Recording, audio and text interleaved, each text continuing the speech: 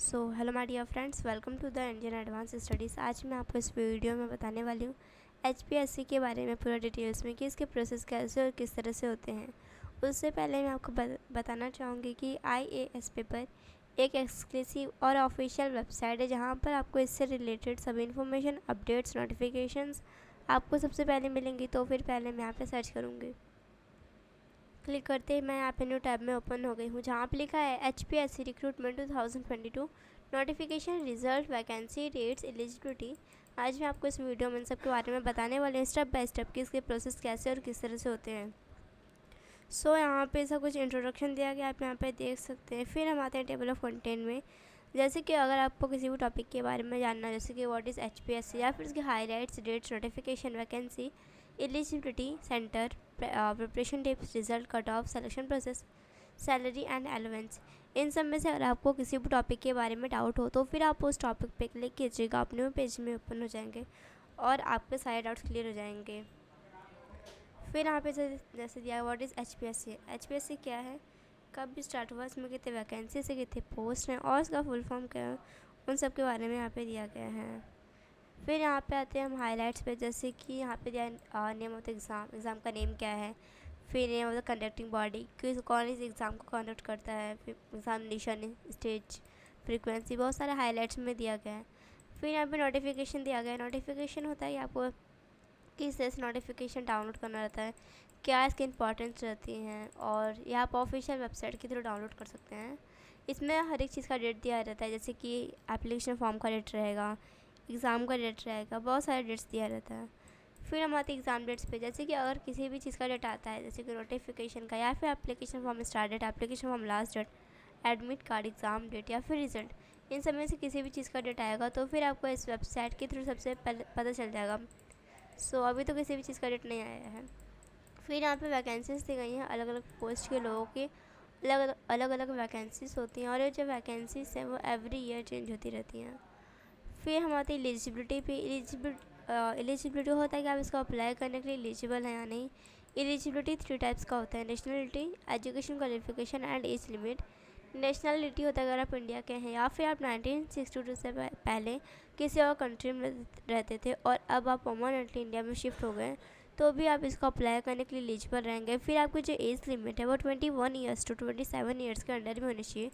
अगर आप 21 से कम है या फिर 27 से ज़्यादा हैं तो भी आप इसको अप्लाई करने के लिए एलिजिबल नहीं रहेंगे। फिर एजुकेशन क्वालिफिकेशन यहाँ पे दिया गया, अगर आपका बीएड, डिग्री, डिप्लोमा ये सब अगर आपको कंप्लीट है तो फिर आप इसको अप्लाई कर सकेंगे। फिर यहाँ पे हाइट दिया गया, चेस्ट साइज दिया गया है। फिर हम आते हैं एप्लीकेशन फॉर्म। एप्लीकेशन फॉर्म जो है आपको ऑफिशियल वेबसाइट के थ्रू फिल करना रहता है। सबसे पहले आपको ऑफिशियल वेबसाइट पे आना रहता है। ऑफिशियल वेबसाइट पे आते ही आपको लेटेस्ट अपडेट पे क्लिक करना रहता है। क्लिक करते आप न्यू पेज में ओपन हो जाएंगे जहाँ पे आपको अपना इन्फॉर्मेशन देना रहता है, जैसे कि आपका name, date of birth, registration number, roll number और कॉन्टैक्ट नंबर, ईमेल आईडी, ये सारी इन्फॉर्मेशन आपको देनी रहती है। उसके बाद वहाँ पे डॉक्यूमेंट्स का भी ऑप्शन दिया रहता है कि आपको वो सारे डॉक्यूमेंट्स देना रहता है, जैसे कि आपका 10th का मार्कशीट, 12th का मार्कशीट, डिग्री का मार्कशीट, ये सारे डॉक्यूमेंट्स देनी रहती है। उसके बाद domicile certificate, income certificate, sports certificate, ये सारे डॉक्यूमेंट्स देना रहता है। उसके बाद एप्लीकेशन फ़ीस का भी ऑप्शन दिया रहता है। एप्लीकेशन फ़ीस जो है आप किसी भी तरह दे सकते हैं, जैसे कि net bank, debit card, wallet, UPI, और अलग अलग कैटेगरी के लिए यहाँ पे अलग अलग फ़ीस होती है।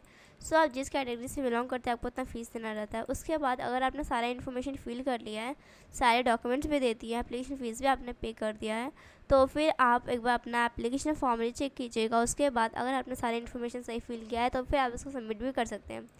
फिर यहाँ पे एडमिट कार्ड दिया गया। एडमिट कार्ड जो एग्ज़ाम के 10-15 डेज़ पहले आती हैं, या आप ऑफिशियल वेबसाइट के थ्रू चेक कर सकते हैं। और यहाँ पे दिया गया है कि एडमिट कार्ड के अंदर क्या क्या इन्फॉर्मेशन दिया रहता है, जैसे कि आपका नेम दिया रहेगा, एग्जामिनेशन नेम रहेगा, post applied for, photograph, gender, parents name, roll number, date of examination, time, exam venue, duration, exam category, date of birth and general instructions, ये सारी इन्फॉर्मेशन दी रहती है एडमिट कार्ड के अंदर। फिर हम आते हैं एग्ज़ाम सेंटर। एग्ज़ाम सेंटर आपका कहीं पे भी जा सकता है, और जैसे यहाँ पे दिया गया पानीपत है, सोनीपत है, फिर फरीदाबाद है, कहीं पे भी आपका एग्ज़ाम सेंटर जा सकता है।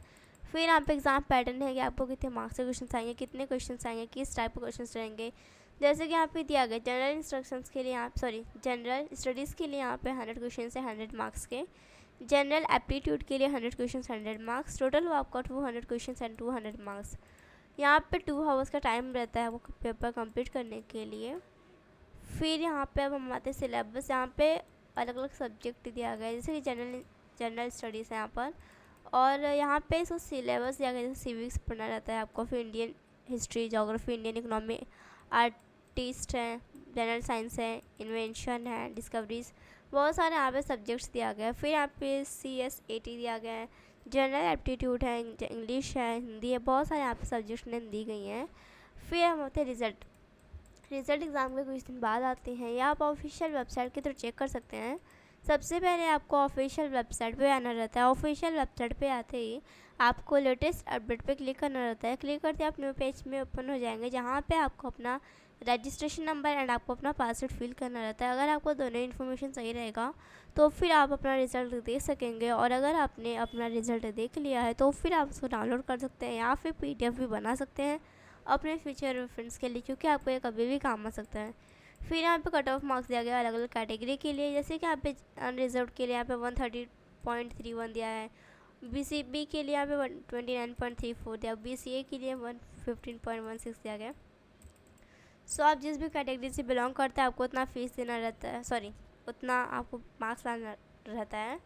उसके बाद अगर आपको इससे कम मार्क्स आया तो फिर आपका इसमें सिलेक्शन नहीं हो पाएगा। फिर यहाँ पे सिलेक्शन प्रोसेस दिया गया है। अगर आप prelim exam, main exam, interview, personality test में अगर आप पास हो गए हैं, आपके सारे डॉक्यूमेंट्स भी सही हैं, तो फिर आपका इसमें सिलेक्शन हो जाएगा। फिर यहाँ पे सैलरी दी गई है। यहाँ पे अलग अलग पोस्ट के लोगों की अलग अलग सैलरीज होती हैं, और अगर आपने इसमें अप्लाई किया था और आप इसमें ज्वाइन हो गए हैं तो फिर इसमें आपका क्या क्या बेनिफिट्स रहता है, क्या क्या वर्क करना रहता है, उन सब के बारे में आप भी दिया गया है। सो यहाँ पे कुछ FAQ क्वेश्चन है जो आपके लिए इंपॉर्टेंट है। इसकी लिंक डिस्क्रिप्शन में दी गई है, आप वहाँ पर जाकर से चेक कर सकते हैं। So thank you so much for watching my video. Thank you.